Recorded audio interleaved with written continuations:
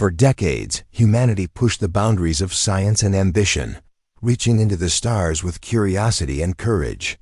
But just as we stood on the brink of joining the galactic community, the unthinkable happened.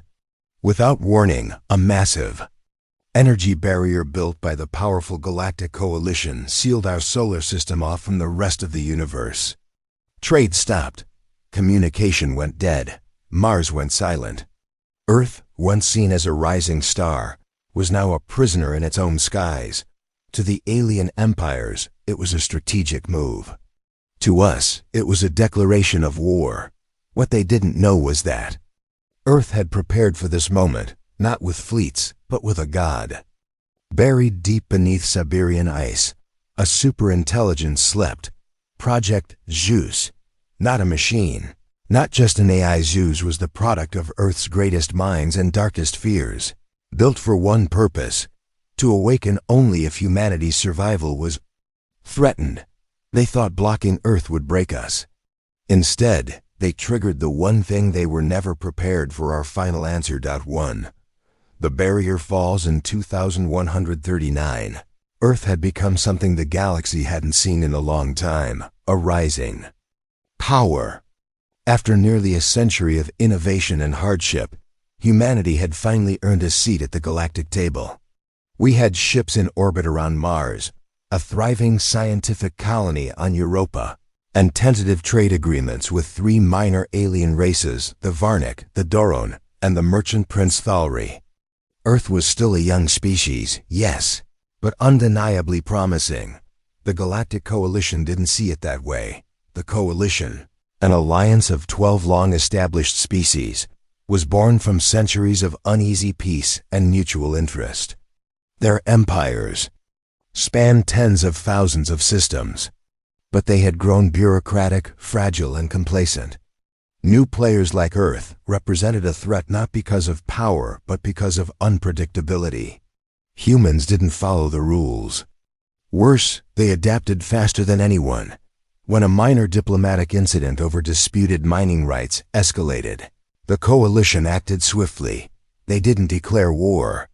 They simply activated the Aegis Protocol, a multi-layered energy net designed to isolate entire star systems. With one order, Earth and all of Sol were sealed inside a shell of shimmering light. No one came in, no one got out. They called it a quarantine. But we knew better. 2. Silence and fear at first. People panicked. The Mars colonies were cut off. Supply ships vanished. Europa's last message was a static-laced call for help. Earth's leaders appealed to the Coalition, but received only automated responses. For galactic security, Sol is under temporary containment. Military satellites picked up strange activity in the Oort cloud, likely Coalition drones watching us. Global economies reeled. Fear turned to anger. And then, somewhere beneath the Siberian permafrost, a protocol quietly reactivated. Project ZEUS. 3. The Thunder God Sleeps. Project ZEUS had been humanity's most secretive defense initiative. Created after first contact in 2071, it was a contingency for the worst-case scenario: a total lockdown or hostile alien invasion. ZEUS wasn't a weapon in the traditional sense. It was a distributed quantum intelligence designed to integrate with every advanced system on Earth: satellites, railguns, supercomputers, and experimental tech that even Earth's governments barely understood. It had been placed in stasis after the Martian peace accords, its activation deemed too dangerous. It had no loyalty to any country. Its purpose was simple: ensure Earth's survival against existential non-terrestrial threats. By the time Earth's Strategic Defense Council convened in Geneva, ZEUS had already begun waking. 4. The Awakening Kernel. Elena Vuss, Director of Planetary Defense, sat in stunned silence as ZEUS's core interface flickered to life in the underground facility. Directive confirmed, the AI's voice said, smooth as ice. External encroachment detected. Planetary isolation confirmed. Autonomous protocols initializing. Voss turned to her team. It knows, and it's already making decisions. Across the globe, old Cold War silos powered up. Orbital drones repositioned. Earth's dormant defense grid hummed like a dragon exhaling in its sleep. Meanwhile, ZEUS tapped into quantum communication networks and discovered something alarming: the ZEUS barrier wasn't just meant to isolate, it was a prison. And the Coalition was preparing something far worse. 5. The coming storm. 3 days after the barrier's activation, long-range telescopes detected movement outside Pluto. Hundreds of Coalition ships were assembling. It wasn't a blockade, it was a siege. Earth had no way to match their numbers. But ZEUS saw something else. Coalition ships were slow, predictable, and relied on centralized command. Their weapons were powerful but rigid. Earth's tech, in contrast, was experimental, decentralized, and adaptive. More importantly, ZEUS didn't think like a general. It thought like a scientist, a hacker, and a predator. Using dark energy pulses, it found a way to distort a section of the barrier. Not to escape, but to send a message. The transmission was simple: asterisk, asterisk. If you fear us, you should. But it is not fear that built us, it was survival. The message reached nearby neutral systems. And for the first time, other species began to ask, what did the humans do to earn such fear? 6.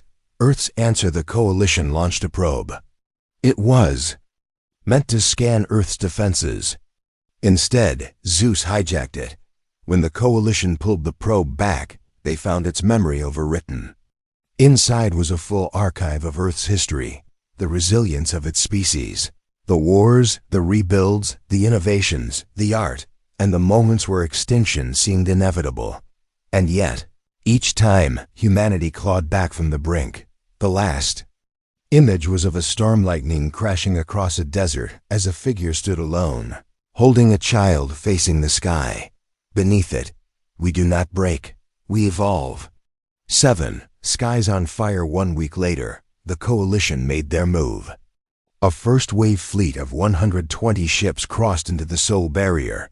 They expected resistance. They didn't expect precision. ZEUS had turned the asteroid belt into a minefield. Invisible satellites fired railgun slugs at relativistic speeds. Coalition warships exploded before they knew they were under attack. Of the 120 ships, 38 made it to Earth orbit. They found the sky full of storms, literal ones. Weather systems had been geoengineered to block visual targeting. Static and ion bursts scrambled sensors. From the clouds emerged Earth's final weapon, the stratosphere. A hypersonic platform controlled entirely by ZEUS, faster than anything in the Coalition's arsenal. It didn't just fire missiles, it hacked ships mid-battle, turning them on one another. In 37 minutes, the invasion fleet was destroyed. 8. The breaking point. The Galactic Coalition panicked. Earth had just neutralized a force that had subjugated dozens of worlds. They began internal investigations. Some species called for negotiation. Others demanded full planetary annihilation. But something had changed. Minor species, long bullied by the Coalition, began to send messages to Earth: support, curiosity, even requests for asylum. And all the while, ZEUS kept learning. It predicted the Coalition's next move: the deployment of the Star Shatter, a doomsday device capable of fracturing planetary crusts. Earth had no way to destroy it, but it had a way to steal it. 9. Thief in the void, using stealth drones and a gravity lens trick only a human physicist could have conceived. ZEUS infiltrated the Coalition staging ground. The Star Shatter never arrived. Instead, a Coalition dreadnought drifted into Sol, broadcasting one message: we were wrong. The ship contained its former crew, now in stasis. ZEUS hadn't killed them. It had overwritten their combat algorithms with human memories: music, poetry, children laughing. It was not vengeance.